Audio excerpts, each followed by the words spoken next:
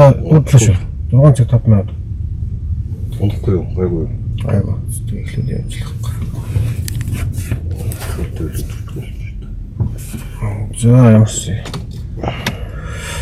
Дутцсан. За орцсон байна. Орцсон байна.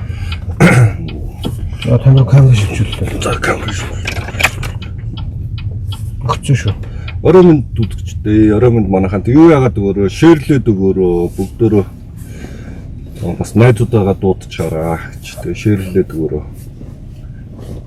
Тэгээ өнөөдөр Арсенамын өчигдөр хурал боллоо. Тэгээ хурлын иргэн дөрн сонь сайхан юу байна тэрийг жоох ярилцъя гэж бодлоо. Ер нь зүгээр яг бодит үндэсний бодлогын хороог өглөө нь хуралдуулаад өдөөс хойш нь цаг шахаал соёлын төвөргөөнд их хурал зарлагдсан гэж ингээд нэг юм ямар ч зохион байгуулах тэгээ ямар ч нэг асуудал ярих тийм цаг хугацаагүйгээр юмыг шахаж оруулж ирээл тэгэл үндэсний бодлогын дээр шин намыг нэгтгэхийг бол үндэсний бодлогын хорон дээр энэ бол оруулах боломжгүй гэдэг ингээд санал хураагаар тэр нь унчаад байхад өөрөөр хэлбэл ахаад үндэсний бодлогын хороо дээр унтсан саналыг барьж орж тэнцээ хилцүүлээл тэгээд нөгөө нэг манай намын их хурл яг үндсэндээ бол Халтмаагийн Батуулгын талхны мөнгнөөс нь өгсөн тийм нөхдүүд ирж их хурл суусан. Тэгээд тэдний орилтоо дэмжээлтэй.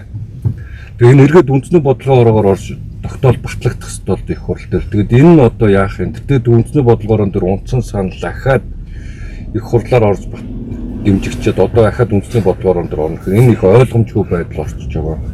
Өчтөр үндэсний бодлогоор эргээд хурлна гэсэн чинь хурлцсангүй.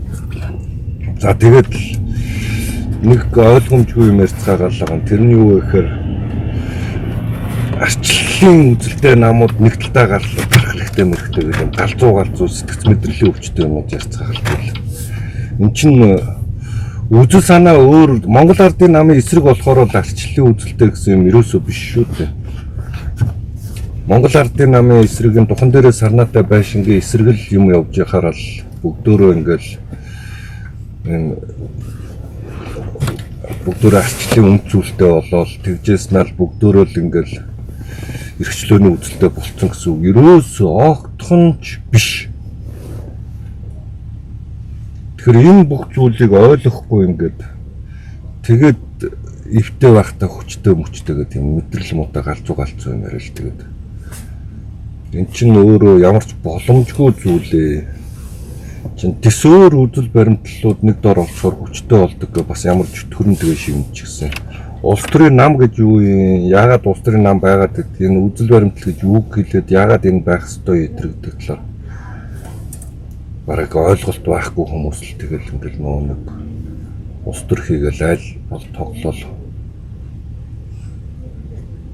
нэг чойномгой шүлэг төр байдаг шиг л тэгэл тэр өчигдөр нөхөхөд өнөөдөр энэ өөр хүнтэй нөхчүүдийг имийн шинжтэй манай төрөлдөг шиг л тэгээд юм юу хамаагүй ярьж юу хамаагүй хоорондоо хойлдохоор улс төрийн нам гэж ойлгодог. Энэ нэг юм харанхуй балар эртний үеийн юмнаас салмаар байгаа гэсэн нам байхаа. Тэгээд иймэрхүү юмнуудаас салахгүйгээр бид энэ Монголын улс төрийг эрүүл сарвал байлгах, Монголын улс төр өөрөө эрүүл байна гэдэг ийм ойлголт байхгүй болчихдог. Улс төрчд нь юм хариуцлагатай байх гэдэг ийм ойлголт энэ бол бүр хол орхигдсон ойлголт болоод байгаа юм. Жишээ нь улс төрч байна гэдгийг хүн хулигдана гэж ойлгодог. Хэн нэгнийг хуурах тэнцээ очиж оноо сонгогчдойгоо хуурах хулигдах сонгогчдоо очиж худлаа юмэр тэдний итгэл үнэмшлэр тоглож санал авахыгаа улс төрч болж гэнэ гэж ойлгоод байдаг. Тэгээ ийм мунхаг юм балар эртний юмнаас одоо салцгаахгүй бол 21-р зуун болчоод байдаг. Бараг 200 гаруй жилийн өмнөх тэр мунхаглыг энэ ч одоо ингээд хийгээд яваад байж бид болохгүй байхаа гэж бодож байгаа юм. Тэг өнөөдөр надтай хамт манай Оюнбат цуг бидний тухай яриад явна. Тэгээд өнөөдөр Оюнбаттайгаа хоёулаа энэ тухай ярих гэдэг бид яриад явж байна. За тэгээд энэ өчигдрийн нөхцөл байдалд сошиал медиаг харлаа шүү дээ ямар санагдав? Би Ярин нэг сонин ойлголт хачин сонин байдал бол оруулах л та. Нэг манай Монголын нийгэмд нэг сүүлийн 2-3 жилийн хугацаанд нэг сонин үзэгдэл болоод энэ тогтолцоогоо өөрчлөлөө байдаг. Маш олон хүмүүс тэгээд улаараад ороод яваад байдаг байхгүй. Тэгсэн чинь өчтөр манай намын дарга нөгөө ган тугар дарга маань одоо өөрийнхөө сошиал дээр тэр нөгөө намын хурал урж байгаа 35 жилийн ойтой холбоотой нэг юм бичээд тэгээ намын хурал дээр ингээд илтгэл тавьж байгаа. Тэрэн дээр ингэж яриад байгаа байхгүй. Арчилсан үзэл санаатай гэдэг цоош нь улс төрийн хүчинд гэрчлэгээтэй болж юм тэр нэг сонио юм яриад байгаа байхгүй. Арт түмэн үу талгаа нийлэж хийж байгаа шиг. Тэг би одоо энэ ярианаас тантай одоо ярьж эхлэмээр байна. Энэ миний ч одоо айхтар мэдээд идэг чинь бас юу байх вэ? Гэхдээ өөрийнхөө төвшөнд ингээд ойлгоод хараад тахлаа би энэ арчил гэдэг чинь нийгмийн тогтолцоо гэж ойлгоод байгаа байхгүй. Тийм шүү дээ. Тэгээд энэ арчилсан үзэл санаа гэж би энэ дэлхийгээс олж хараагүй. Тийм юм байгаад байна уу? Тэндээс яриагаа эхэлчихмээр байдаг. Та одоо тэрийг энэ арчилсан үзэл санаа манаа гэдэг энэ хаанаас ийм нэр томьёо олж ирээд наах гад байдгийг ойлгомжгүй л дээ. Энэ идеологийн хувьд улс төрийн үзэл баримтлалын хувьд энэ арчилсан үзэл санаатай улс төрийн үзэл баримтлал гэж байхгүй шүү дээ. Энэ 1789 онд Парисын хувьсгалын дараа юу болсон юм бэ гэхээр нэг талдаа консерваторууд буюу язгууртнууд суугаад нөгөө талд нь шин дэвшилт үзэлтэй протестант шашинтай шин дэвшилт үзэлтэй хөрөнгө мөнгөтэй болсон баян чинэлэг хүмүүс зүүн талд нь суугаад тэгэл баруун талд суусны консерваторууд руу барууны үзэлгээл тэр зүүн талд суусан тэр сүүлд хөрөнгөтэй болсон тэр одоо энэ либерал үзэлтэй суурилсан хүмүүс энэ зүүн талд нь суусны зүүнийхэн л гэсэн л голд нь байжсэн намгийнхан буюу мэлхийнхэн айл талд нь орохгүй байсан нь бол тэгэл нэрлэлцэн.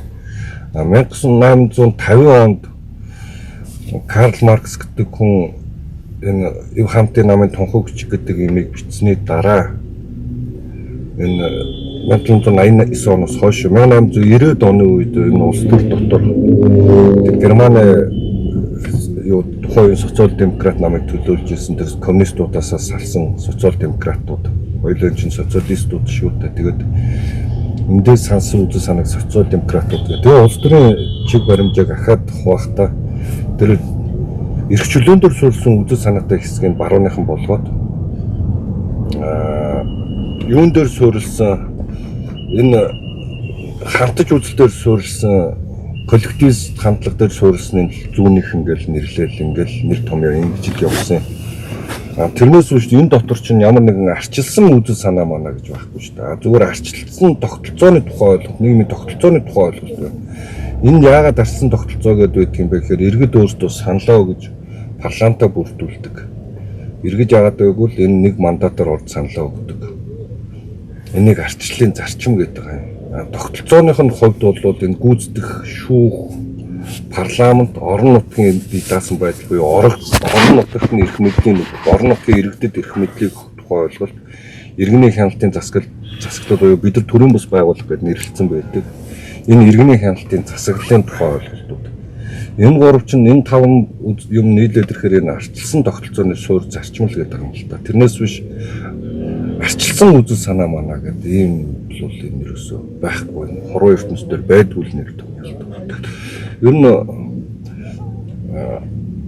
хэн үржүүлэлт биш Черчиллийн хэлснээр хүн төрлөختний одоо арчлаас өөр тийм сайхан зам олоогүй байна гэдэг шиг л одоо энэ зүй тогтолцооны хувьд хэлээд байгаа. Энэ тогтолцооноос илүү өөр сайн юм олоогүй байна. Одоохондоо хүн төрлөخت энэ муу зүйл муу. Гэхдээ энэс илүү сайн нь одоо үрд болдог байна гэдэг юм л та. Тэр чи яагаад муу байгаад юм бэ гэхээр олонхоор хүчтөрж асуудал хандах юм байна. Тэгээ тийм учраас индивидуал гэдэг нь бие даасан хүмүүс буюу мэдлэгтэй иргэд энэ дээр санал өгдөг байх. Өөрсдийнхөө тэр оролцоогоо өөрсдийнхөө тэр үн цэнийг 200,000 төгрөгөөр 20,000 төгрөгөөр зардгүй байх иргэдийн тухай яриа болдог л доо. Тийм учраас Декарт гэдэг философч бас хэлсэн үг байгаа гэхгүй. Энд чи одоо арчилж энэ бүр Афины арчлал гэдэг энэ олонхороо санал хураадаг энэ юм чинь Афинаас Грекийн Афин хоттой. Афин хот улс байсан тэр үед. Тэгээд тэндээс л эхэлдэ. Тэгэхэд Декарт 1600-аад оны үед юу гэж томьёолодсон бэ гэхээр цөөнхөд үнэн байдаг юм а гэдэг агуу том философи гаргаж тавьсан байхгүй. Энэ юу гэдэг байгаа юм бэ гэхээр олонхоор хүчтүүрч асуудал шийдэх юм бол болтгүй маа. Тэр цөөнхөд бас үнэн байдгийг шүү. Тийм болохоор ингээд цөөнхийг сонсож хяналт тавих тухай цөөнхийн үг үнэн байх тэр боломжийг нээх тухай л ойлголттой. Тэгээ ийм л учиртай ийм нийгмийн тогтолцоог л арчилсан тогтолцоо гэдэг. Тэрнээс биш арчилсан үзэл санаа гэж энэ улс төрийн нэг томьёон дотор бол ерөөсөө байхгүй.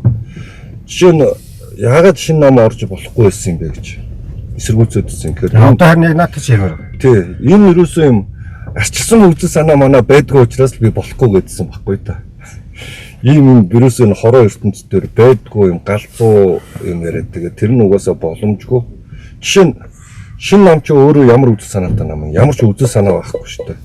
Зүгээр л тэнцээ нэг хэдэн популистууд тэгэл тэр популистууд нь орилж хашхраал галзуу юм яриад тэгэл одоо энэ бат бэд зандан шүү дээ тий. Хүний өмчиг дээрэмд нь ард түмнөө жагсааж очиж хүний өрөнд дээрэмдж авна маавна гэдэг. Эн чин коммунистууд шүү дээ. Хүний өмчиг дээрэмдж авах ч бол эн чин коммунистууд шүү дээ. Үгэнд орохгүй юм чин дээрэмднэг ч бол энэ фашистууд. Тэр энэ коммунист үзэл санаатай ийм галзуу. Тэгээ одоо энэ шинжлэх ухаанд итгэдэггүй тийм хүмүүс тэр дотор ч байгаад шүү дээ. Тэд чи одоо зүүн совинд итгэх юм уу, юунд итгэх юм мэдэхгүй юм. Тэгэхээр ийм хачин ийм хүмүүс яаж ийм либерал үзэл санаанд дээр эрхэв дээр мэрэгчлөөний үзэл санаанд дээр нэгтгэв. Тэгэхээр эн чинь боломжгүй зүйлээ. Тийм болохоор ийм улс төрийн нам гэдэг чинь ерөөсөө нэг тодорхой хүмүүс өөрсдөө хэрэгшгийн хамгаалагчд байгуулж байгаа үзэл санааны нам шүү дээ улс төр гэдэг чинь. Үзэл санаандаар нэгдээд байгаа шүү дээ. Тийм, гол нь үзэл санааны огтлцол шүү дээ. Тэр чинь 100% нийлэн ч гэсэн үг биш. Үзэл санааны огтлцол шүү дээ, тий. Тодорхой юмнууд дээр тэрнээс зан ааш найдлан байгаа л бүгдөө ингээл нөл ухаан болоод ингээл ер нь ойролцоо үзэл санаа итгэл үнэмшилтэй хүмүүс огтлцол байхгүй. Үзэл санааны огтлцол. Тэгэхээр энэ дээр ингээд ойлгохгүйгээр ингээд одоо жишээ нь энэ ямар ч боломжгүй юм артсан үзэл санаа мана гэдэг. Манай энэ ганц төмөр юу бодоод гэж яриад юм мэдэхгүй. Либерал үзэл санаа бол би ойлгож байна. Хувь хүний эрх, хувийн чөлөөт өрсөлдөөн, чөлөөт эдийн засаг, хувь хүний итгэх санаачлагыг дэмждэг те. Хүмүүсийн боломжийг хулгайлдгүй цомхон төртөө байх, засагтай байх те. Энэ иргэний хяналтын системүүд нь сайн ажилдаг гэх. Энэ мэнийг бол би ойлгож шүү дээ. Тэрнээс биш гантамрын яриад байгаа тэр арчилсан үзэл санаа мана гэдэг нь үнэхээр ойлгохгүй. Тийм байхгүй. Энэ хороо дээр байхгүй би яаж ойлгохгүй юм лээ. За тэгээд дахиад нэг 2-3 асуудлууд их сонь юмнууд яриад. Энэ өөрөөс улс төрийн нам дээр одоо ийм юмнууд яаж шивчрэн олддог юм байгаа. Зэрэг асуучих. Нэг нь арчлагчд гэж яриад байна. Миний одоо хэнийг хэлээд байна нэгт. Хоёрт болохоор энэ сая хуралчин нэг эв нэгдлийн хурал гэдэг нэртэй томьёонт явуулчихлаа шүү дээ. Эв нэгдэл гэдэг. Тэгээ би бол одоо сая та ингэ тодорхойлоо хэлж штэ зүүнтнүүд бол энэ коллективистүүд гэдэг ярьж ирсэн. Эв нэгдлийг бол би бол тэр өнцгөр хардаг. Тэгээ эв нэгдэлтэй байна гэхлээр одоо тэр үзэл санаа манаа одоо аль байдалд нь очдгийг яаж тайлбарладгийг бас нэг юм ойлголт гараад ирж байгаа байхгүй юу? Тэ? А бид нар эв нэгдэлтэй байгаа юм чинь гэхлээр нөгөө үзэл санаа нэг чухал биш удаа төвчж байгаа юм шиг. Тэгэхээр энэ хоёр асуудлыг энэ иш нь болох хэрэгтэй шүү. Арчлагчдад гэдэг чинь одоо яг ямар нэг том юм мэдэхгүй байна. Бүгдөө юм арчсан тогтолцоотой чөлөөт нийгэмдээ нээлттэй засгалтай юм чөлөөт нийгэм бүгд амьдарч штэ. Тэгэд энэ тогтолцоог үгүйсгээд байгаа нэг хэсэг хүмүүсийн одоо арчлагч тусгээд байгаа юм уу? Яг арчлагчд гэж юу хэлээд байгааг би бол томьёолж мэдэхгүй байна. Эрхчлөөний үзэлтэй иргэд тэнд цугласан гэж байгаа бол би либералуудын цуглацгааж ирсэн юм байна. Либерал үзэл санааг төвгөн дэлгэрүүлэгч нар тэнцээ цугласан байна гэж ойлгож байна. Либералууд цугласан байна гэдэргээд эрхчлөөний үзэлтэй тэр арчлагчид цугласан гэхэр чинь нэг л тийм чи өөрөө боломжгүй нэг томьёог л ингээл холбож хэрэглэх гэдэг юм. Ер нь бол арчсан нийгэмд амьдарч байгаа бүхэл хүн арчлагч болно шүү дээ. Чи одоо нийгэм тогтцоо хүлэн зөвшөөрөл амьдарч байгаа шүү дээ. Одоо нийгэмд хүлэн зөвшөөрж байгаа гэсэн үг тийм. тий нийгмээ хүлэн зөвшөөрөл амьдарч байгаа гэсэн үг шүү дээ чи. Тийм. Би бол тэгж ойлгоод байгаа. Тэгээд арчсан намд усхлоор арчлагч болоод арчснаас гарахлаар арчлагч биш болоод байгаа юм уу? Одоо юу өмчлөөд байна? Нэг юм өмчилж яриад байна тийм. Нэг тийм байгаад байгаа. Зүгээр юу ярих гээд юу бодож энэ бүгдийг яриад байдгийг мэдэхгүй зүгээр олон улс төрчтэй уулзчихсан олон улс төрч найз нарч би хурал доторч би зүгээр нэг л юм надад яриад байдгийн хүн хуурах тухай үр дүнг тооцохдоо бусдыг хуурах тухай үр дүн яриад байдгийн эн чин боломжгүй зүйлээ л гэдгийг л хэлээд өгөхгүй би бусдыг хуурж их хурлын гишүүн болоо дараа нь яаж тэгээд цаашаа явах зорилго нь аргаа зөвтгдөг юм аа. Бусдыг хуурчаад тэгээд тэрнгээрээ гой болдог гэж байгаа бол энэ шиг юм тэнэглэл бол байхгүй. Тэр юм нэгдэлгээд байгаа. Нэг эвтэй байхдаа хүчтэй, юм нэгдэлтэй байна гэдэг. Одоо сая тэнцээ Ганнибал бүр инлэгийн нүдний булаа шиг юм тайлбарсан л та нөгөө нэг бичиг үсэг мэдхэж ирчмээр дамшигтаа гэдэг нөгөө ихтгэлтийн хэлдэг шиг эрдэнэт бичгээ үзүүлэхдээ хэлдэг шиг л энэ нэг жоохон юм уншдаг мэдлэгтэй залуучуудад ярихад чимээр юм болж байна. Арчсан нам 350,000 дүүний санал авсан их хурлын сонгуулиар ардын намд 400 гаруй мянганы санал авсан. Нэг 50,000 төгсөн. Тэр шинэ нам эвсэл тэр уламжлалын нэгдсэн намтай нэгдсэн шүү дээ. Шинэ нам эвсэл чинь юу авсан? Нэг 69,000 хүний санал авсан гинэ. Тэр хоорон дээр нэмэнгуут 500 хэдэн мянга болгоод ингээ шууд арцсан нам ялчих юм гин ийм амар галзуу юм бодож чадж яана гэдэг бол энэ тэнэрлэл байхгүй да энэ тэнэрл арх их уусан хүний тархин хатангашаа тэнэрлэлөө явдгийн гин л одоо би Ганнибалыг арх уудах гэж хэлж байгаа юм биш шүү юунаас бодоод ингээд ийм механик тоо бодоод гэдэг энэ чинь хүн штэ хүн чинь өөрөө амьд организм байнгын хөдөлгөөнтэй нийгэм чинь өөрөө байнгын хөдөлгөөнтэй хүмүүс амьдарч байгаа. Яагаад тэр Бацандангийн тэр юунд ингээд тэр 60,000 хүн санал өгч байгаа. Бацанданд өгөөгүй шүү дээ. Тэр Бацандаа арцсан намаас нэр дэвшээ гараад явцсан. Тэгсэн шүү дээ. Яагаад тэр санал өгч вэ? Тэр нөгөө нэг одоо энэ Монсонкийн баяр хүү гэдэг нэг галзуу нөхөр байгаа шүү дээ. Тэр эдийн засаг тайлбарлаад хувилдааны онл яриад байдаг. Тэр одоо энэ нөгөө нэг урааныг эсэргүүцээд байгаа отхон. Одоо тэнд нөгөө нэг цуснаж яриад босоо хөх Монгол гэдэргээ галзуураад явдаг гавь гэдэрт өгсөн санал шүү дээ. Энэ хэзээ ч арцсан намд өгөх санал биш байхгүй да. Зүгээр л ийм эрүүл бус юмыг ойлгодог хүмүүс л энд саналаа өгсөн байхгүй да. Тэр 69,000 хүн чи яг өндөө бол аливаа юмны учир шалтгааныг олгох тийм чадваргүй хүмүүс гэсэн үг. Тэр хүмүүс л амархан юмд итгэдэг тэгээд их өөрсдийнхөө амьдралыг тэр амархнаар шийдчих гэж боддог. Өөрөөр хэлбэл бусдыг хөдөлмөрлөж хүн өөрөө мөнгө үр дүн бий болгодог, хүн өөрийнхөө төлөө амьдрдаг гэдгийг ойлгодгүй. Бусдаас сулгаа хийгээд хувааж идэв гэсэн тийм сонирхолтой тийм тэжэврүүд 69,000 хүн саналаа өгсөн шүү дээ. 60,000 хэзээ ч ахиж саналаа өгөхгүй байхгүй да. Тэгэхээр одоо саяын таны ингээд шинэ намын ингээд жишээ аваад хэлж байгаа нэр бүхэн хэдэн хүмүүс байна шүү дээ тий. Энэ хүмүүс жишээ нь хизээч эрхчлэн үзэл санаатай хүмүүс биш байхгүй юу? Яаж байх. Тэгэхээр яаж ийм нэгдэлтэй байдгийг. Тэгээд харин тэгээд тийм учраас энэ ийм нэгдэл гэдэг юм чинь нэг дарахтаа байгаад тэр даргын үгэнд ороод үгэнд орохгүйг ингээд толгойг нь тастаж хаяад шоронд явуулаад ингэдэг ийм түүх бидэнд байгаа. Одоо Монгол ардын нам духан дээр энэ Сарнаатай байшингийнхаа оюун эрдэнийхээ үгэнд ороогүй. Оюун эрдэнийхээ эсрэг байсныхаа төлөө одоо тэр аюур сайхан тэр гавь гэдэг манай эрдэнтийн хоёроо тэр ингээд шоронд явсан. Одоо өөр олон залуучуудыг араас нь шоронд явуулах байх. Одоо тэр оноо 50 гэж шүү дээ. Монгол ардын намчтай бүдэг дээр тэгээд иймэрхүү тэр 10% оноо тавиад хэрүү намын эсрэг байх юм бол 10% оноо хасна масна гэдэг байгаа чинь. Ийм байвал юм нэгдэлтэй байж болно. Үзэл санаа гэдэг юм бол байнгын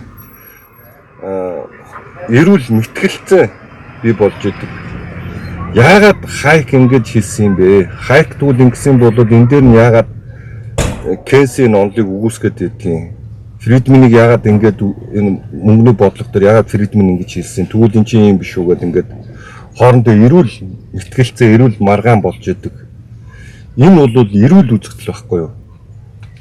Одоо тэгэл дуугаруул, дуу нэг, докторуул, хүч нэг гэл ингээд нэг үзэл санаагаараа нэг дуу гаргаж ингэж явж байгаа бол окей ойлгож байна. Тэрнээс нүдэн амиад хэн нэг дагаад за одоо бүгдөө ойлгохоор нь орилж байгаа бол энэ улс төрийн нам биш. Энэ зүгээр нэг хэсэг хүмүүсийг дагсан, хоол олж идэх гэсэн горьцсон хүмүүсийн л арга. Тэр энэ ив нэгдэл гэдэг юм монголчууд нэг улс төрийн нам дотор ялангуяа энэ ив нэгдлийн тухай ярихдаа нэг эрүүл саруулын зөвхөөс нь харж хоорондоо зөрчилдөж маргалдаж ээж энэ зөрчилдөө энэ маргаа энэ мэтгэлцэн дотроос лидер тодорч идэг. Тэрнээс лидерийг бэлдэж мэлдээд ингээд гаргаж ирдэг. Тэгэхээр энэ зүгээр Монгол улс өөрөөсөө энэ иргэдэн бол янз бүрийн олонлог байгаа шүү дээ. Нийгэм ч өөр олонлогоос бүрддэг учраас. Энэ бол нормал энэ хоорондоо зөрчилддөг, хоорондоо ингээд мэдээж юуч ойлгохгүй хор мөчр хүмүүс тэгэл уран руу ус цацгаар тэгэл хорголол тэгэл монголчууд бүгдөө өөхөл дэлхийн дид манлаа ороо идэр гэдэг юм галзуу ярьж байгаа хүмүүс байна энэ нийгэмд чинь. Тэдэрн тэгэл тэрийгэ яриад явдаг. Гээ эн чинь ийм учиртай ингээд шинжлэх ухааны талаас нь тайлбарладаг. Эдийн засгийн талаас нь тайлбарладаг хүмүүс нь эдийн засгийн талаас нь тайлбарлаад явна. Улс төрийн талаас нь тайлбарладаг хэсэг нь улс төрийн талаас нь тайлбарлаад эн чинь юм. Зүгээр л эн чинь нийгэмдэр байдаг олонлог. Эдгээр бүгдөө юм нэгдэлтэй ингээд нэг тийшээ хараад коммунизм шиг явна, социализм шиг явна гэж байгаа бол нэг хэсгийг алхахаас шаарахгүй болно шүү дээ. Тэгээ юм нэгдэл гэдэг чинь нэг нэг алхах тухай л ойлголт шүү дээ. Яг үүндээ тэр юу хамтын намын тунхаг хүч дээр нь тийм байдаг шүү дээ. Орон дэлхийн ертөнцийн үгээгүй ядуучууд нэгдэх түнгээд гуйлагч үгээгүй ядуучууд нэгдэх түнгээд тэгээд тэр үгээгүй ядуучууд чинь тэр хөрөнгөтэй хэсгийнхаа толгойд тасдах тухай л ойлголт шүү дээ. Тэгээ юм нэгдэлтэй байггүй л өөр үзэл санаатай хүмүүсийнхаа дүүжиж алах хэрэгтэй. Бидний түүх энэ тэгэхээр энэ үндэсний эрх ашиг гэж бол биш дээ. Бүх монгол хүмүүсийн зүрх сэтгэлд үндэсний эрх ашиг нь бий. Тэгэхдээ тэр нь юу гэдгийг их оронч хүмүүжлээр илэрхийлж гэнэ гэл нэг алж хадна эсвэл ингээд шинжлэх ухааныг үгүйсгдэг. Тэгээ ийм юм зам бол эн чинь эрүүл ухаан биш байхгүй да. Тэгэл мэдээж тийм эрүүл бус ухаанаар асуудалд ханддаг. Уран руу ус. Тэгээ яг нэг иймэрхүү л өнцгүүдээ олж харахгүйгээр ингээд ганибалын бодоод байгаа шиг тэгэл тэр хүмүүс нэмэгдээл ингээд шууд ардын нам амыг ялдаг. Ийм. За би одоо дахиад нэг юм асууч ярьчих гэдэг. Энэ нэг гэдэг асуудал айгу саяын хурал дээр анхудаа ярьж байгаа биш юм билээ л дээ. Би одоо сонгуулийн 23 онд тэр нам нийлээд энэ ганц мөрийг сонгож байгаа хурал мурлалтай бүхий дээр бүгдийг санаж байна. Яриадсэн нэг. Тэгээд саяын хурал дээр чинь нэг 2 тоон дээр ачаал бүтлэгдсэн байлаа шүү дээ. Нэг нь болохоор арчсан нам байгуулсан 35 жилийн ой. Нөгөөх нь болохоор арчсан намууд нэгдсэний 25 жилийн ой гэсэн юм л. Тэгэхээр энэ намууд нэгдэхлээр их сайн байдаг. Тэгээд одоо энэ ганц мөрөөр гаргаж иж байгаа санаан дээр ч гарч ирээд байгаа байхгүй. Одоо нэг яснаас унсан цус махнаас тасарсан ямар гэлээ нэг их хачин биччихсэн байсан. Үсэрсэн цус мус ч гэдэг. Тэгээд энэ ижлээ алдсан төөрж ивж байгаа тааралдж байгаа хэдэн бач камер байгаа. Одоо ингээ ярихлаар нөгөө намынхаа эсрэг ярьж ин гэж ойлгоод байгаа хүмүүс маань. Манай ялангуяа манай намынхаа. Тэгээд улс төрийн нам ямар байдаг гэдэг утгаар энийг заавал ярих хэрэгтэй болчиход байгаа хэрэг. Тэгээд өнөөдөр манайхын чинь манай нам чинь ингэ дотроо алдцдаг гэдэг гачин юм яриад байгаа шүү дээ. Энэ алдцаа юм уу? Юу тэр 25 жилийн өмнө бас ингэ сайхан нэг нэгдэлтэй байгаад мандан бодруулаад байсан юм уу? Одоо тэгээд нэг хоорондоо алдцаа тэр бид шиг хүмүүс нөгөө нэг энэ эдийн тараагаад байгаа юм уу? Яагаад байгаа юм бэ? Би бас тэр талаас цаанаар нэг яриад хаач гэдэг асуугаад байгаа юм. 2000 оны захнарыг бол ойлгоно. Тэр үед унших ном баг байсан. Тэгээд ингээ 2000 оны энэ ялагдал ганцхан судалтай үлдээд наран цэцэрлэлт ганцхан судалтай үлдээд тэг гүндлээ бие дааж орж ирээд. За тэр оюун гэдэг нөхөр ахыхаа өглөөр улс төр хэвээрний зориггүй нуурс нөхдүүд ингээд үүсэж байгаа. Тэгээд 5 намын нэгдлэгдэг байхгүй.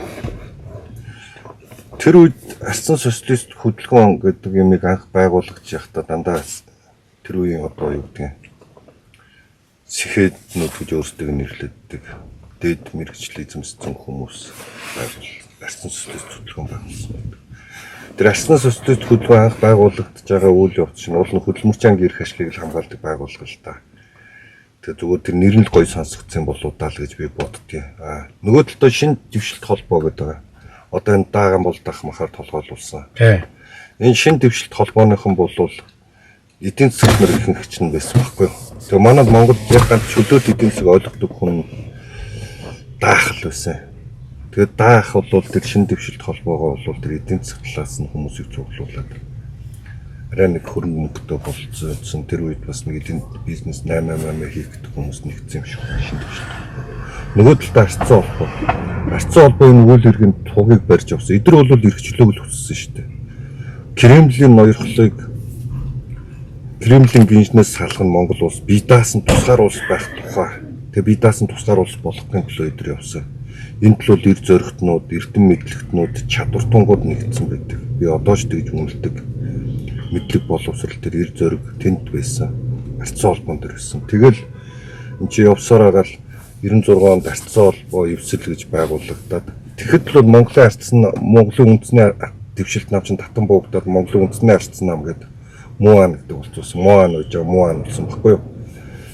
Тий. Үндэсний дэвшилт нам татан буугдаад тэгээд тэгээ хавд ингээд арцсан тэр үед одоо социал демократ намын толгойн артнаас бүлээн онцлогдож байсан.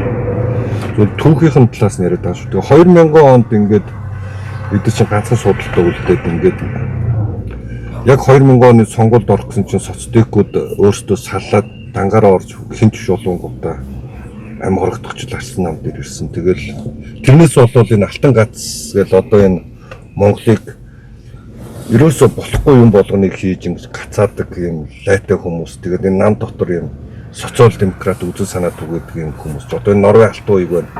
2012 онд засаг авангт өн докторжуулах хөтөлбөр гэж улаан цаа социал демократ юм хийсэн. Тэгсэн чөлөөт хийсэн. Эсрэг юмс арднаа сүмбэрлийн гончиг дөрж гээл байна. Бас л энэ дотор нь 2006 онд тэр 61-ийн бүлэг гээл бүдүүн бүлэг гээл байгуулж исэн. Тийшгээ гончиг дөрж сарнаа барайл очиж исэн. Тэгэл одоо энэ доторх энэ үйл явц дотор энэ социалист хандлага явж байгаа хүмүүс чинь дандаа л алтан гац буюу соцдекууд л байдаг шин. Тэгээ хамгаалалтын биш халамжийн бодлогонууд тий. Тэгээд энэ өөрөө юм үр дүнтэй юм биш л гэдгийг л энэ яагаад арцсан нам ингээд хоорондоо ингээд үг хэлээ олцохгүй байна маань гэх хүмүүс яриад байдаг юм. Энд чи харахгүй шүү дээ чинь ямар одоо жишээ нь хиншүү гамбаа гэдэг нэг ширээний ард яаж суух юм?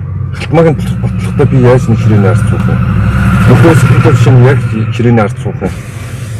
Ийм фашист юм яриад байгаа хүнтэй чинь би яаж нэг ширээний ард суух юм? Бусдын хөрөнгийг дээрэмдэх ийм коммунист төхөөтэй ийм яриад байгаа би тэр алтан гэрэлтэй хууль зүйн сайд алтан гэрэлтэй яаж нэг ширээний ард суух юм? Одоо тэгэхээр чи эн чинь үзэл санаагүй болохоор л ингээл хооронд ийм байгаа даа. Тэгэхээр үзэл санаагаараа ялгарнаа л гэдэг дээр л үзэл баримтлаараа ялгарч улс төрийн үзэл баримтлаараа ялгараад ус тосоор ялгарна гэдэг шиг тэгээд либералууд нь намаа авч үлдээ. Тэгээд тэр коммунистууд нь фашистууд нь тэгээд нийлээд тэр Монголоо аварна гэдэг намаа байгуулна уу, Монгол ялна гэдэг намаа байгуулна уу. Эсвэл цус нүчтэй нэрээ цэвэр цусны монголчууд гэдэг намаа байгуулна. Тэд нар тэгэл явах хэрэгтэй л байхгүй. Заавалж энэ үзэл санааны нам дээр ирчээл ингээл хэрүүл хараал болол ингээд бодлого гарахгүй эндээс ямар ч бодлого гарахгүй үнэн хэлээ. Арцсан нам ямар ч бодлого боловсруулж гаргаж чадахгүй үзэл санаа байхгүй учраас энэ чинь тэр фашистуудынхаа тэр мэдрэл муутай тэр популистууд, фашист, коммунистуудынхаа юмыг яаж оруулах нь либерал үзэл санааны дотор эдгээр чинь тэр юу орох боломж байхгүй шүү дээ. Санаа бодол гомд авцлахгүй шүү дээ. Тий, ямар боломжгүй хэсэг юм. Тий. Тийм болохоор л энэ арцсан нам үзэл санаан дээр л очилгүй. Тэгээд яг одоо наад дээрэн дээр чинь дахиад нэг юм бас нэг сэдв байгаа даа. Сая энэ одоо нэг өрг гээд нэг нэвтрүүлэг яваад байгаа юм болормоо гэдэг юм билээ сэтгүүлч. За тий. Тэрэн дээр тэр энэ сая яриад байгаа над Хиншүү Ганбаатар одоо манай намрууд яаж явж байгаад ороод ирсэн юм үндэсний бодлогын хараан дээр манай намын гишүүн хариад байхгүй гэдэг нь бол тэгсэн. Хурлын гишүүн бол явчих тий. Тэр нөхөр орсон. Тэгсэн чинь тэр тэгж яриад байгаа юм. Монгол Үдэл санаа гэсэн чинь үдэл санаа чухал биш ээ. Ер нь Монгол маягийн үдэл санаатай байх хэвээр тэрэн дээр нэгдэх хэвээр. Тэгсэн чинь тэр яриаг нь Халтмаагийн Батбадлаг гэж хүн ярьсан. Тэгээ одоо сүүлд энэ манай нөгөө намын дарга хийгээд байгаа энэ лувсан нэмээ гант төмөргөнд нөхөр ярьчих чинь. 3-4 нөхөр тийг ярьчих. Монгол маягийн үдэл өрнөл гэж би мэдэхгүй байгаа тийм үү. Энэ ямар учиртай юм байгаа тийм. Энэ яагаад толгойд нэм тэнэг бодол орж ирээд байдаг юм бүүмэд. Энэ либерал үдэл санаа гэхээр Монголыг сөнөөч гэсэн үдэл санаа огт биш. Консерватив буюу энэ ёс заншил энэ уламжлал дээр хадгалагддаг тэр язгууртнууд ингээд хадгалж авч явдаг үдэл санаа нь бас Монгол улсын эсрэг үдэл санаа огт биш. Социал демократ үдэл санаа Монгол улсын эсрэг үдэл санаа огт биш. Либерал үдэл санаа Монгол улсын эсрэг үдэл санаа огт биш. Энэ улс төрийн үзэл баримтал улс төрийн нам өөрийнхөө үдэл санааг хүмүүс түгэндээ дөрүүлж ойлгуулад тэгээ аль нь хэрэгтэй юм бэ гэдэг хүмүүс сонгоод тэгээ үнэхээр либерал үдэл санаа олонх болчих юм бол засаглахдаа 4 жил энэ улсыг засаглахдаа өөрсдийнхөө боловсруулсан хөтөлбөрөөр явна. Жишээ нь яагаад Оросд энэ хөвс далайн хоохон талд, байгаль нуурын цаахан талд, доронтын цаахан талд Оросууд урааныг олборлоод бас булшлаад байгаа. Ураа олборлоод байгаа. Тэгээ яагаад манай энэ хэлийн цаана ингээ болдог? Казахстанд яагаад болоод байгаа юм? Монголд яагаад болохгүй юм? Урд Хятадын хэл дагуу байна. Тэгээд яагаад Монголд олборлохоор болохгүй юм? Дэлхийн ертөнцийн ингээд уран олборлоод улсаараа сүрцэн хятадсан түүх ингээ хаана байна? Тэгээ ийм бодиттой зүйл ярих хэвээр.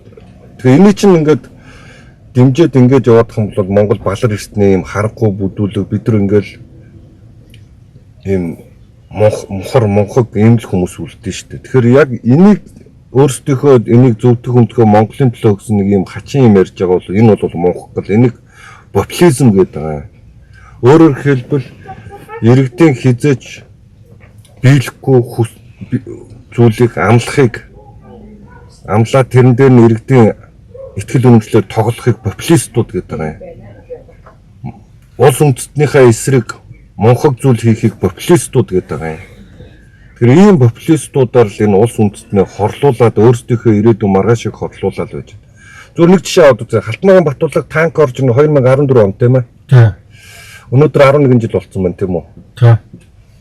Хаан танк орж ирсэн. Хаан танк ороод ирвэ. Одоо тэгээ огтлцлын юу тавих гэж байна?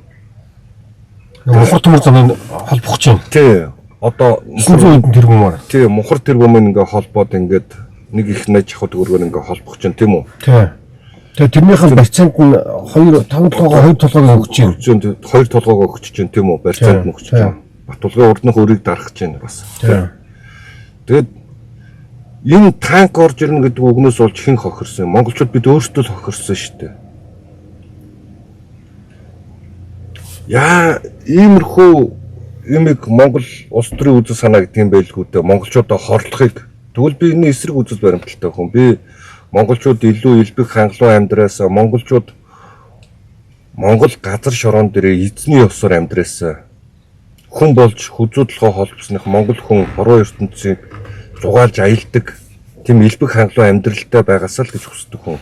Тэгэхээр тэр Монгол хүн болгон өөрсдөнд нь тэр хариуцлага нь байж өөрсдийнхөө төлөө хөдөлмөрлөдөг тухай өөрсдийнхөө төлөө сурж мэдж аливаа юмны учир шалтгааныг ойлгодог тухай ийм л хүн Монгол хүн байгаасаа л гэж хүсдэг. Тэрнээс биш ард түмэн эх орныхоо төлөө мөлөө хөдөлмөрлөдөг хүн огт хэрэггүй.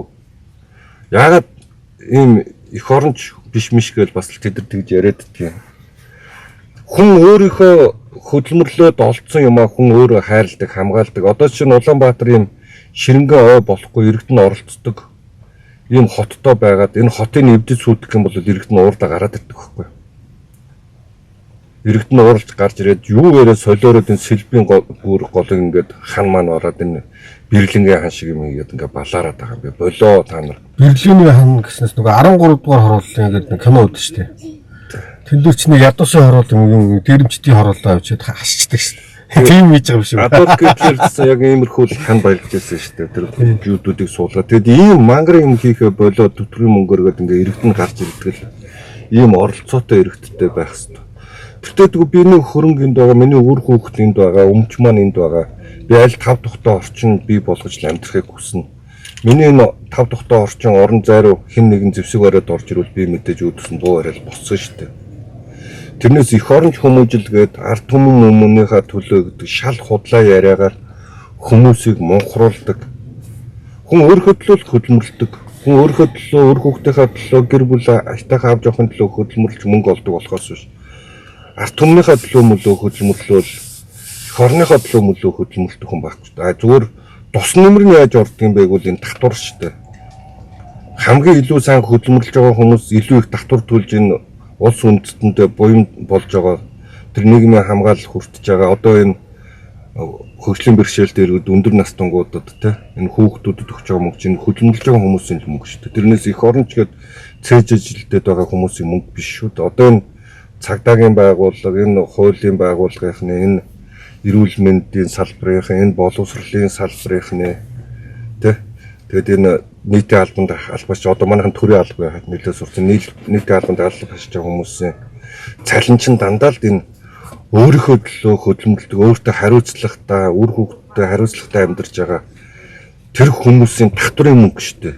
Тэдрээр л цалинжж байгаа. Тэрнээс биш энэ урааныг эсэргүүцдэг цэвэр туснууж ярьсан хүмүүс нэг ч удаа эдгээр үйлдвэрлэж өөрсдийнхөө төлөө зүгээр л ард түмэн эх орон гэдэг нэрийн дор хулгай дээрмэл хийдэг л дээ. Достоевский хэлсэн үг гэдэг дээ.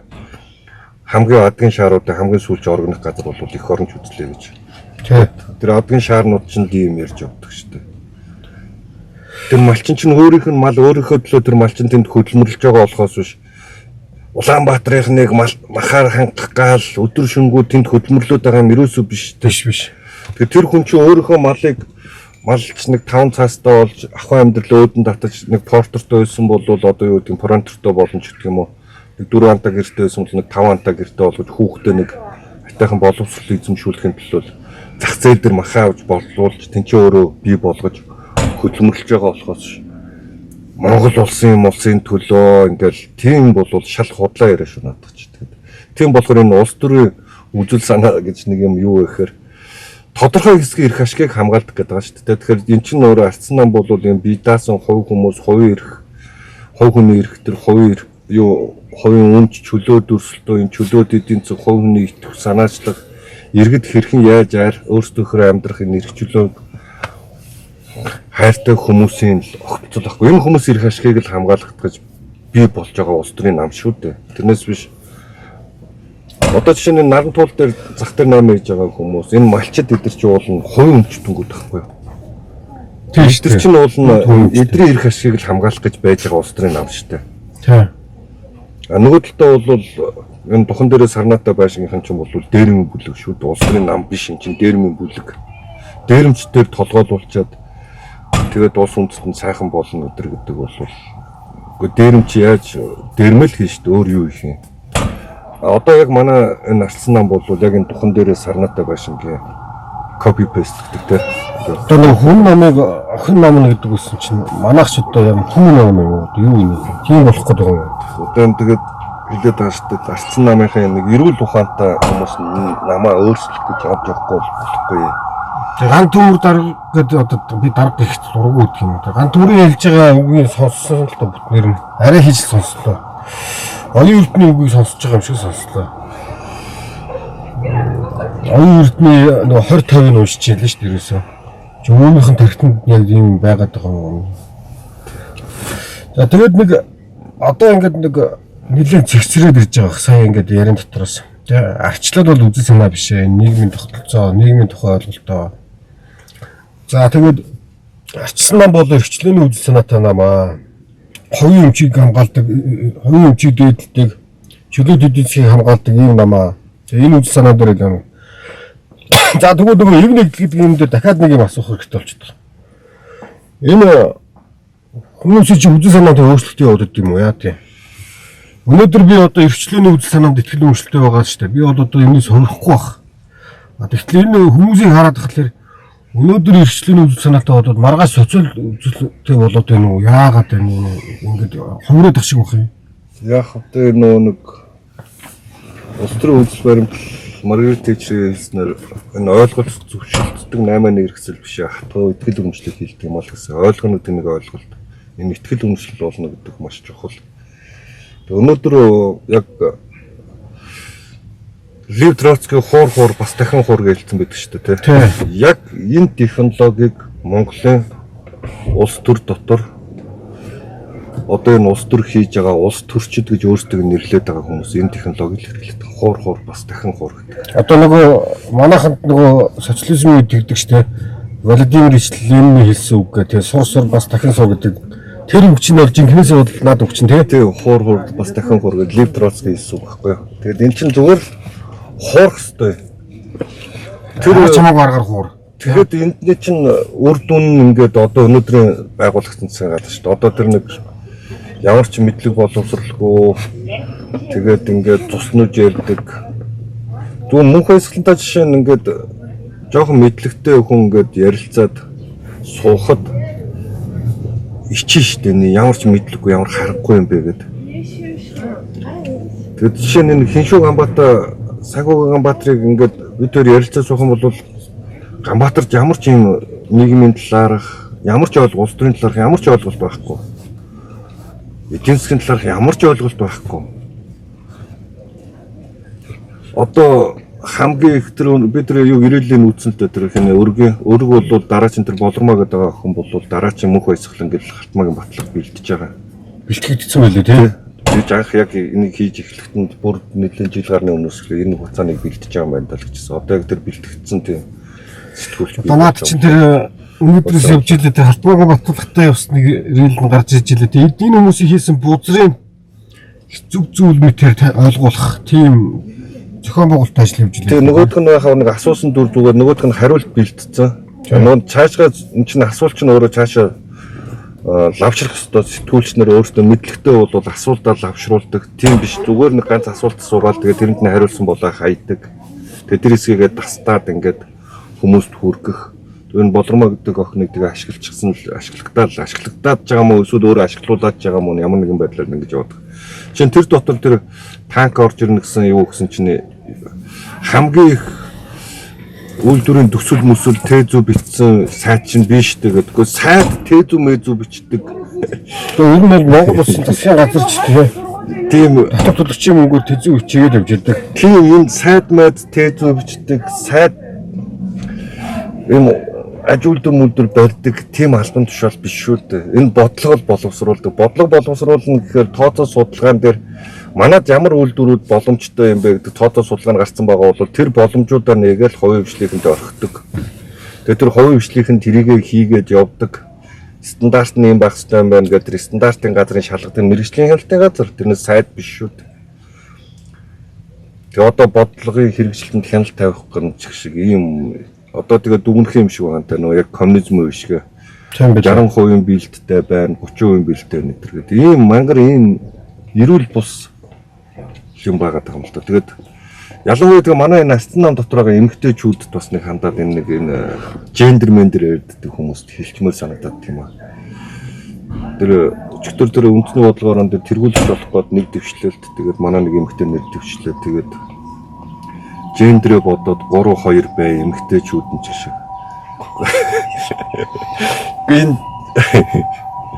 Энэ хүний эрхийн тухай ойлголт гэж байдаг юм аа.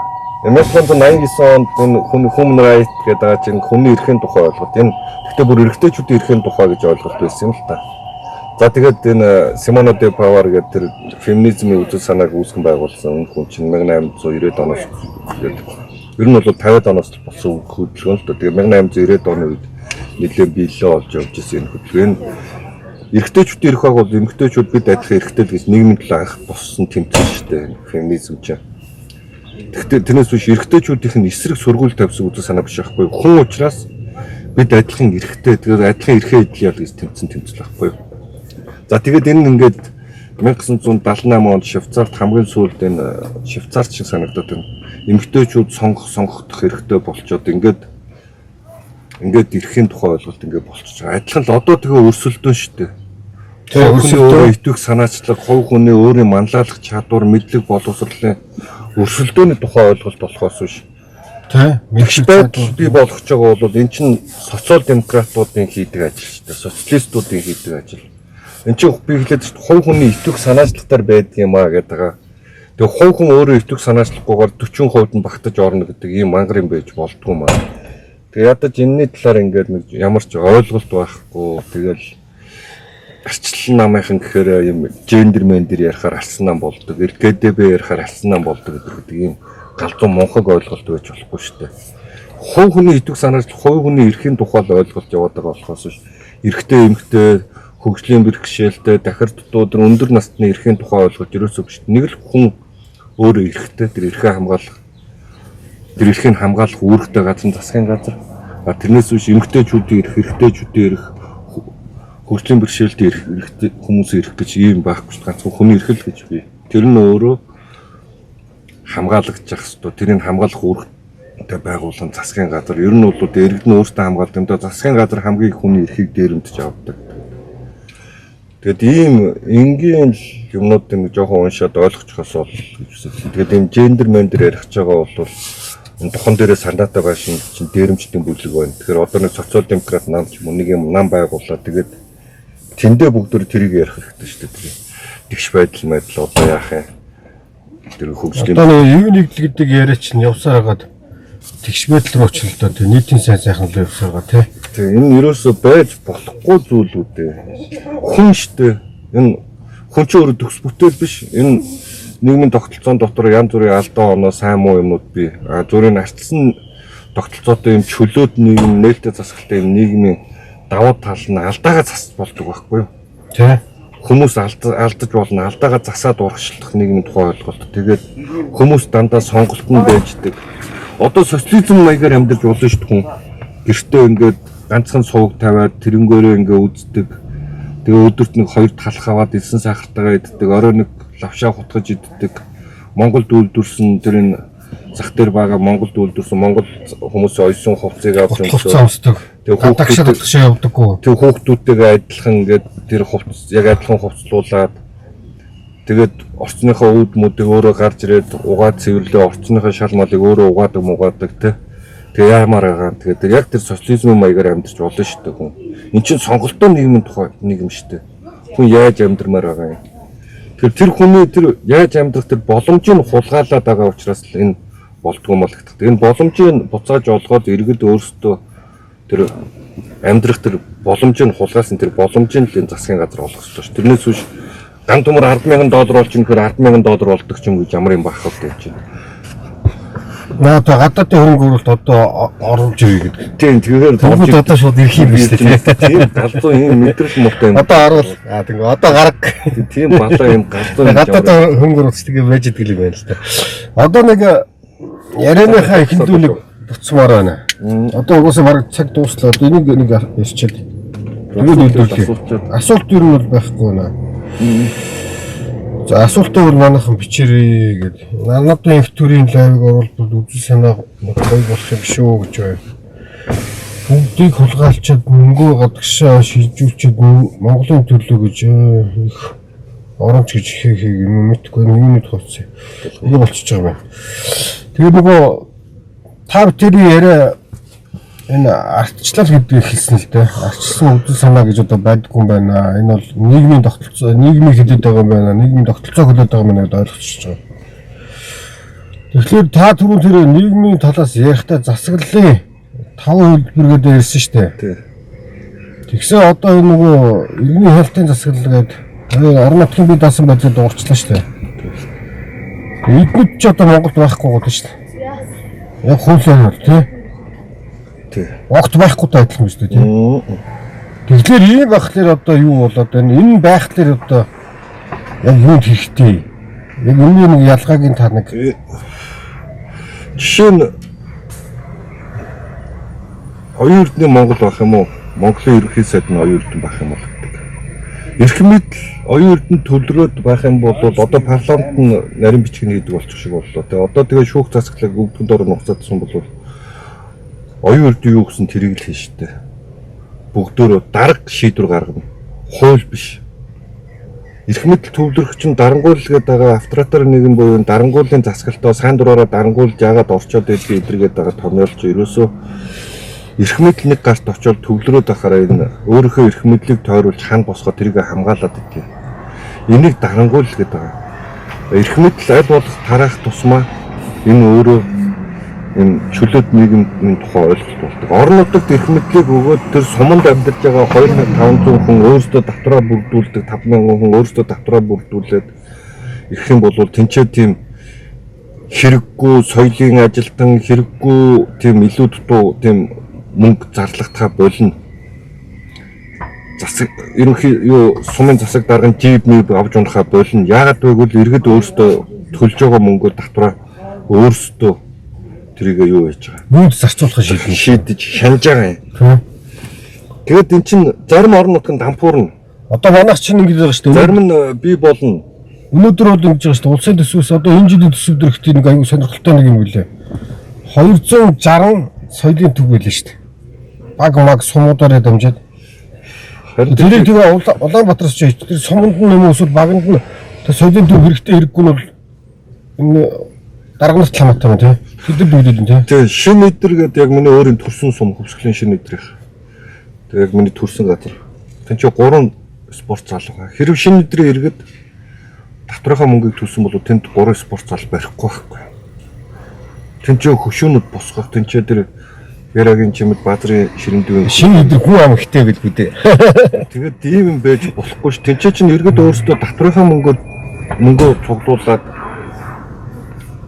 суманда дэрэлтүүлгээ хийх үү те энэ сургуулийнхаа байшин савыг сайжруулах уу багш нараа сайн багш авчрах юм уу яах юм тэр бидэнд ямар боломж байгаа гэдэг боломжоо ярьж мөнгөө цуглуулсныхаа нөө хүнслэхээр хөлөөж ийн гэдэг шиг ингээд зарим сумд нь дампуурна мэдээж эн чин амьд зүйл ахгүй да зарим нь дампуурна зарим нь нэгдэн тэрнээс ингээд хүчээр сумдуудаа татан буулгая энэ олон сум мумыг гэх тийм байдгүй маа. Орон нутагт эрх мэдлийн өчгөр одоо шин хар урамгаа хот бариад тэнцүү хүмүүс очиж амьдруулах юм гинэ. Ийм галзуу, ийм сэтгц мэдрэлийн өвчтөй, ийм тэгээ энэ 14 мегацлын нэг нь ийм юм байж энэ хорвоо ертөнцийн байдгүй маа. Одоо 5 толгой түшгэлээд байж байгаа тэр юу цогццгийн сум хичнээн хүн амтаа болцсон байна. Тэр оюутлогыг түшгэлж байгаа хан богд сум хичнээн хүн амтаа болцсон байна.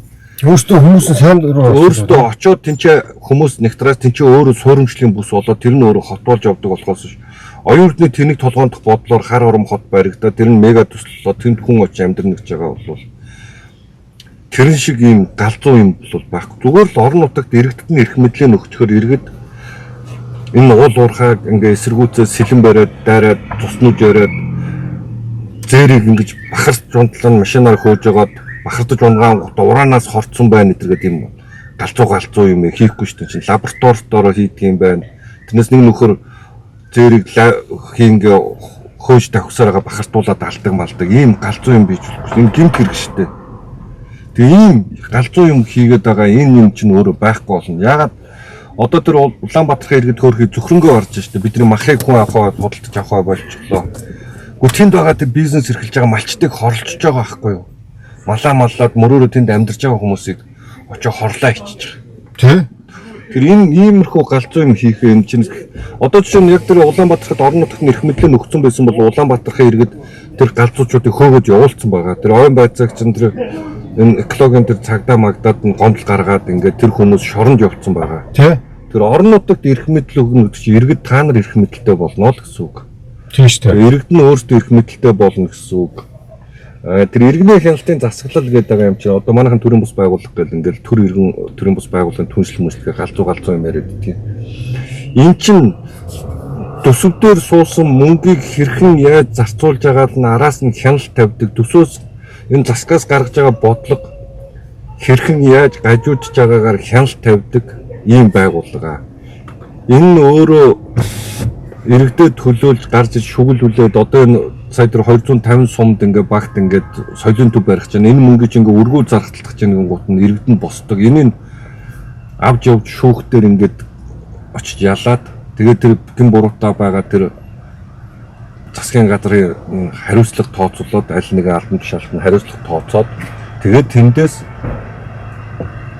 эргээд тэр олсон тэр төсвийнхаа 5%-аас нь тэр иргэний хяналтын байгууллагууд нь авчирсан төсвийнхаа 5%-аар эргээд санхүүждэг. Ийм л иргэний хяналтын засаглал гэдэг байгаа юм л та. Тэр наадсан байвал одоо жишээ нь 44 их нийтийн хулгай илрүүлэх дараасаа улаарх нь тий. Тэгээ энэ юусоо явна шүү дээ. Шууд улаараа чи 5% 44 хоорондоо өрсөлдөд тэрүүлээ шүүхтэр нотлох гээд. Одоо нөө 44 их нийтийн хулгай болгоос таг болсон. Нөгөө автобусны хулгай таг болсон. Энэ ч араас явж явах хэрэгтэй таг болсон шүү дээ. Бид ч одоо сүүлийн хэдэн жил дандаа хулгай дээр яриад байгаа шүү дээ. Хэдэн тэргүүн хэдэн их найд тий. Тэгээд энэ тэр чинь одоо шинэ иргэний хяналтын байгууллагаас нь бол 2 их найд энэ өөрсдөнд нь ирэх учраас тэнцээ өөрсдөө өмгөөллийн багтаа эдийн засгийн багтаа гаргаад энэний хараас яваад одоо энэ авилгатай тэмцэх газар дээр материалыг авч өгөөд эдрэг хэвлэлийн баг хурлыг авилгатай тэмцэх газрыг шахдаг ийм байгууллага байхгүй ажиллаа хийхгүй. За шүүхтэр очоод иргэдийг төлөөлж орж тэр байгууллагууд шүүхтэр мэтгэлцээ үүсгээд гин буруутан нотолдог.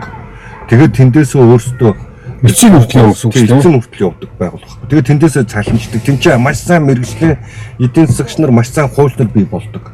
Тийм бай. Тэгээд энэ ер нь ихэнх улсууд чинь юм байгаа шүү тий. Ерөөсөө энэ арчсан тогтолцоо өөр юм байх хэвээр. Ийм байх ёстой байхгүй. Тэгээд тэр нь байхгүй.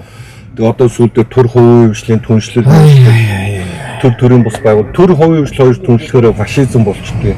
Төр төрийн бус байгууллага хоёр түншлэхээр социализм болчтой юм аа. За нэг хэд асуулт орж ирж байгаа юм байна. Би шууд дараалалууд уншичээ. За энэ монголчууд эвтэй байхдаа хүчтэй гэдээ уриалаад байдгийг юу гэж бодож байна? Уг нь Чингис хааны үед эвтэй гэхээс илүү засаг хурлын захирагдсан болохоор хүчрэг байсан юм биш үү гэж байна. За тэгээд дараа нь ардчлал гэж демокрасигаар хилээд байна уу? Эсвэл өөр утгатай юм уу? Жишээ нь хойд солонгосын ардчилсан солонгос гэдэг тэгвэл өмнөд нь ямар улс болж таарах вэ? Үүнтэй адил ардчилсан нам гэдэг нэрлэгдсэн нэг нам манад байгаад байгаа юм байна шүү. За тэнгуүдэ дахиад энд нэг өмнө нь ярьж байсандаа 0 эрдэнэ нар асар их ойлгомжгүй их мөнгө хулгайсан учраас эрх мэдлээсээ буухаасаа хөтлөө айж байгаа гэж энэ тухайгаа хальт яриад байгаа чинь энэ айгүй гурван том сэдв байна. Энэ гурван л ярьчихгүй. Тэгээ яг хэвээр энэ нэг эвтэй байхдаа хүчтэй гэдэг нэг юм 2004 онд 5 онд ч л нөгөө нэг хин 5 онд юм байна. Намрын хууль сүлдээ тэгэл энэ нь гоё үгшиг хүмүүс сонсогддог л та. Зүгээр эрүүл хүмүүс эрүүл иргэд байгаа цагт илүү их юм хүмүүс 50 амглан амьдраад энэ оюун бодлон эрүүл саруулаар ингээд амьдрах тухай ойлголт. Тэр их засаг хууль ер нь бол бүхэн болгон хуулийн өмнө эрхтгч байх зарчимтай хууль дэвдлэх зарчим гэдэг байгаа. Энэ өөрөө байж ич өөрөөр хэлбэл дарга анги хэн нэгэн даргын тушаал даалгавраар биш хуулийн дагуу хуулиар тогтооцсон хэм хэмжээнд л захирагдаж амьдрах тухай ойлголт шүү дээ. Тэгээ эвтэй байна гэхээр одоо тэр их одоо энэ нийгэмдэр ийм олонлог байгаа юм чинь тэгээ тэр олонлогийн санаа бодол нэг байдлахын тулд нэг хэсгийнх нь толгойг л авч хаяа шүү дээ. Тэгжээж л ийм хамт үзэл бий болно шүү дээ. Бид нар үдсэн шүү дээ энэ түүхийг. Бидний энэ их хядлагын түүх байна, их хэлмэгдлийн түүх байна биднэрт. Тэгээ бидний түүх юм шүү дээ. Өөр үзэл санаатай, өөр үзэл баримталтай байсныхаа төлөө тэр лоход сурмаажуу төмөр очир нямбуу таш намжлага олон хүмүүсийг хэлмэгдүүлээ 2000 гаруй цэхэднүүд дээр 60 он цэхэдний төр 59-оос 64 оны он цэхэдний төр хөтөлгөл өөр үзэл баримталтай байсан төлөө тэр 30 онд бас тэгээд Японы тагнуул магнуул элдв төлөө нэр өгөөл тэр жамбын төмбийг тэгэл тэр билждийн гиндэн дэмэд маршалтай холбоол баахан хүмүүсийг хядаа үсттэй өөр байсныхын төлөө. Тэгээ энэ одоо ийм мангар юм ярьж ийм хамтж үзэлтэй ийм хачин юм ярьдаг хүмүүс бол бусдыгаа алъя гэсэн санаа шүү дээ. Алаад нэг болъё гэсэн санаа шүү дээ. Тэгээ ийм байх боломжгүй зүйлээ. Энэ өөрөө болохгүй гэдэг нийгэм ингээд энэ социалист лагер чинь нурж унаад ингээд бүгдөө тэрийг ойлгочихсон байгаасаа гэж үсэд тийм. Зүгээр тэр арчилсан солонгос гэдэг байгаа хойд солонгосыг тогтолцоо яг ингээ харахад нийгмийн байгууллага институцийнхаа хувьд бол яг тийм шүү дээ. Манайхсан 1951 оны тэр 30 жилийн өөрсдийнх нь коммунистын зохиож өгсөн 30 жилийн оны тэр коммунистуудын тэр баримт каныг үзэхэд зарчсан Монгол улс гэдэг тийм. Тэр үед байсан байхгүй. Ардын дотоодын хурлын гүйцэтгэх захиргаа гэдэг орон нутагт нь ардын их хуралдаа манайх тэгээд улс төрийн юу гүйцэтгэх засаглал буюу сайд нарын зөвлөлтөө тэгээд ингээ харахад үйлдвэрчний хэвлэлтэй тэгээд нөгөө ажил хөдөлмөрч анги эрхийг хамгаалах үйлдвэрчний хэвлэл мөвлөгөл ингээд харахад бол юм институцийнхаа төдийд байсан. А эрх мэдэл нэг гарт очсон цагт бол энэ биш ээ. Энэ бол биш ээ. Энэ хэлбэр гэдэг байгаа. Агуулга мөн чанар нь бол юунд оршоод идэм бэ? Иргэдийн оролцоон дээр иргэдийн өөрсдийнх нь сонголтон дээр оршоод идэх байхгүй та. Одоо энэ улс төрийн намууд байна гэдэг чинь үзэл баримталтай намууд хоорондоо нэр дэвшиж хоорондоо өрсөлдөхөд иргэд өөрсдөө саналаа өгöd байгаа. Энэ чинь арчлалгээд байгаа чинь шүү дээ. Тэгээ олонх нь болчоор ингээ хүч төрж болохгүй шүү. Цөөнх нь өөрөө ингээд энийхээ эсрэг мэтгэлцдэг байх ёстой. Зарчим гаргаж ирж ярьж энэ хүмүүст мэдээлүүд энэ сөрөг хүчин хийн гэдэг чинь иргэдтэй хяналт тавиа сайн зүйлийн дэмж муу зүйл дээр нь хяналт тавиад иргэдэд мэдээлэл хангаад энэ дээр өөрсдөө яагаад болохгүй байгаа талаар ингээд тайлбарлаж ярьдаг л энэ л энийг тэгээд Гегел диалектикийн хуульгаа гаргаад ирсэн юм л доо. Тэгээд энэ Декарт энэ дээр суурилж тэр цөөнхт үнэн байдаг агуу том философи бичсэн. Хятад чинь 2-3 нам байгаад байдаг тий. 7 намтай шүү дээ. 7 нам гэдэг үү? Хойд солонгос тийм тусдаа нам байдаг. 2 нам байдаг. 2 нам байна уу? Ажилчдын нам юу нэ коммунист нам 2 нам байдаг. Гэхдээ 100% санал байдаг тий. Тэр чинь нөгөө нэг одоо жишээ нь Монгол энэ бүгд намд хятадаар дуулсан коммунист намын хурал бус намууд нь орж суудаг байхгүй. Чимээгүй суух үүрэгтэй зүгээр л ийм формалны ийм юмнууд бол хийж. Тэр өчтөр манай нам тэр ерөнхий нарийн бичгийн даргаач тааш 98% санал дэмжсэн юм уу? Үгүй өчтөр нэг 60 хүн л санал гараа ургасан ч нөгөө яг гадаа ярьцлага өгж явахад санал хураацсан. Тэгээд нэг 60-70 хүн л гараа ургасан ч лээ. Тэрийн тэгэл 98% гээл аваа ичиж байгаа. Энэ жишээ нь арцсан нам дотор байгаа энэ дүрмөөр барь тоглолтгоо тэгээд энэ нөгөө үзэл санаагүй байгаа гэдэг чинь ингээл ерөөсөө яг энэ Монгол ардын намын хуулбар копи паст хийгээд байгаа маа. Энэ оюун эрдэнэ яагаад ажиллаа өгөх, 0 эрдэнэ яагаад ингэж ажиллаа өгөхийг хүсэхгүй байгаа маа юм бэ гэхээр энэ 44 их 80 төгрөгийн хулгай. Энэ төмөр замын 13 бидний Оёнбат бидний тооцоосон үү те? Хягцаар тооцсон 13 их 80 төгрөгийн хулгай. Тийм. Одоо энэ офтек гэрээний хулгай нууцын зэрэгт байгаа хулгаанууд энэ төр чинь баг 100 гаруй их 80 төгрөг засгийн газараас хулгайлцсан байхгүй энэ төсвийн мөнгнөөс. Тэгээ энэ эдрэнгээ унчих юм бол одоо энэ хулгай дээр мань илрээд ингээд эдрэнгээ унчих юм бол бүгдөө дээлэн юм. Тэгээд тийм учраас ингээд эрх мэдэл дээр сууж байгаа дээр ингээд иргэдийг айцаар удирдаад тэгээд ингээд бариад ингээд нийгмийн хам өөрсдөө дойруулаад энэ институцүүд өөрсдийнхөө бүтээж байгаа институцүүдэд тойруулаад ингээд хан баг нь босгоод тэгээд энэ чөлөөт нийгмийг устгаад тэгээд яг ийм харанхуй нөхрөө ингээд түлхээ орчод харанхуй нөхрөө орчод манайхан нэг юм ингээд уландаа очоод ойлгоно гэдэг юм билээ. Энэ харанхуй нэг унчих юм бол тэнцэн зогсох тийм гадоошгоо тийм юу юм билээ шүү. Тийм зогсох юм байхгүй. Тэгэл тэр харанхуй амл руу тэгэл унсаар агаад доотлоо тулна гэж ойлголт байхгүй юм билээ шүү. Тэгэхээр л энийг л илүү ойлгож ингэж харахгүй болохгүй. За нэг иймэрхүү байна да. Тэгээд 2025 оны 4 сарын 27-нд бүгдөө юу яа те нойлд нэг огцруулахын төлөө бүгдөө нэгтгэх ёстой 4 сарын 27-нд бид 90 оны тэр эрхчлөөг авчирсан эр зөрөгтнүүдийг хамт морондоо морцсоо хамтд явж тэмцгээе. Тэгээд энэ тэгж байж энэ эрхчлөөнийх нь нам нь эрхчлөөг авчирсан тэр хүмүүс өөрсдөө туг манлаа нь болж тэгээд бид нар хамтдаа явж ийж энэ нийгмээ хадгалахгүй болвол тэгээд бүгдөө энэ ч мэдээж боломжтой хэсэг нь ингээд нүгүүд гараад ингээд Монголоос дөрвөөд явчихна. Одоо ингээд гарах туйлын сонирхолтой. Тэгээд энэ нэг 3 сая 500 мянган оны чинь нэг 15-20% ингээд нэг 600 орчим мянган хүн гадагшаа гарахад үлдчихэж байгаа Монголд үлдчихэж байгаа хүмүүсийн хувь тавилантай ойлгомжтой. Яг Венесуэл, яг энэ Беларусь. Одоо Беларусь гэдэг нэг улс байгаа шүү дээ. Харахгүй тэгээ Лукашенко юуг нь тэрний дагаж хэлжээдэг. Тэгээ тэр хойд Солонгос. Тэгээ одоо энэ Орос байна. Тэгээ тэр Куб байна. Тэгээ яг эдэр шиг ингээд нэг юм гуйлахчийн хувь тавилантай тэгэл амьд байх төдий. Тэгээд тэнцээ чи юу бий болдог вэ гэхээр шал худлаа тийм арт түмэн их оронж хүмүүжил нэг нийтийн төлөө нийт нэгийн төлөө гэдэрсэн нүл сэтгэл ярьсан шал худлаа юм ингээ баг зүг хэрэгтэй болдог. Бид нар 70 жил тэр багийг зүүсэн шүү дээ. Homo sapiens гэдэг тэр зөвлөлт хүн гэдэг тэр багийг тийм социалист хомо советский болцоосон тийм зөвлөлт Орос маягийн тийм социалист тийм баг зүүцгээс хүн болсон социалист хүн гэдээ бие даасан тийм. Тэгээд тэр бага 90 онд бүгд хуулсан шүү дээ. Тэгээд 90 онд хүн чанар муудсан, сайхан сэтгэлгүй болсон байна эдэргээд хүмүүс тийм балаа юм яриад тийм. 90 онд та нар бага хуулаад ялангуяа 60 70 гарцаа 60 гарч байгаа ах ихнэр 60-аас дээш нас ах ихнэр тэгээд энэ 50-аас дээш насны ер нь тэгж яриад тийм. Манай үеийнхэн ч нэг тийм галзуу юм хаяа ярина. Гэхдээ бид нар тэгээд бага л хуулсан шүү дээ. Тэгэл бүгдөө бага хуулаад ямар новшийн баг зүүцсэн байсан тэрийгээд бага хуулж хайж байгаа л тэгэл өөрсдийгөө л харсан шүү дээ. Тэрнээс тэр 90 оноос өмнө амьдарч байсан хүмүүсийг бүгдөө ингэ алж байгаа дахиад шинэ хүмүүс нь ч бүтээгээгүй шүү дээ.